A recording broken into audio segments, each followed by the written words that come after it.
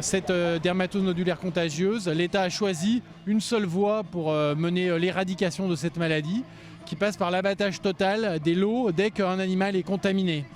Pour nous, c'est inacceptable parce que c'est des années de travail, constituer un troupeau, c'est des relations sensibles avec nos animaux et surtout, il y a une autre façon de le faire. Tout ce qu'on demande, c'est de mettre en place un abattage ciblé des animaux malades et puis la vaccination, l'accès à la vaccination pour tout le monde.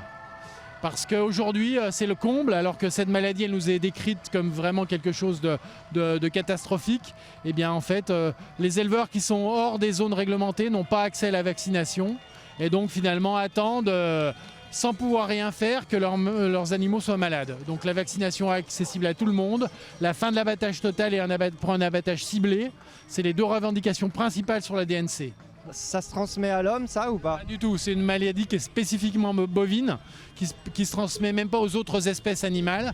Elle est uniquement bovine. C'est pour ça que l'État pense qu'on peut l'éradiquer facilement. Nous, on ne le pense pas.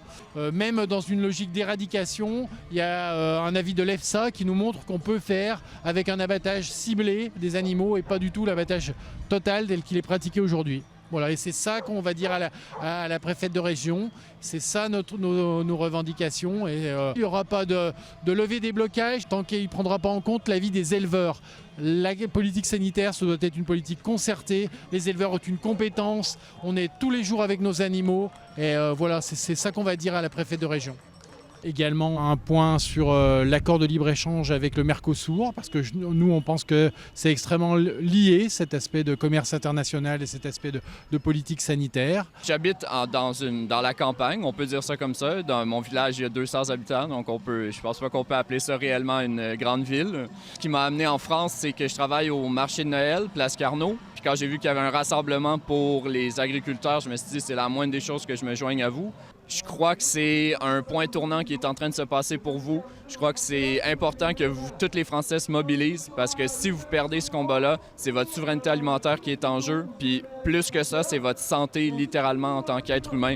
Parce que les gens au Canada sont beaucoup plus malades et ont une santé beaucoup plus déplorable que les Européens présentement grâce à votre alimentation qui est la cause première à mon avis. Donc je vous encourage vraiment à gagner ce combat parce qu'après ça, je crois que ça va dégénérer à partir de là.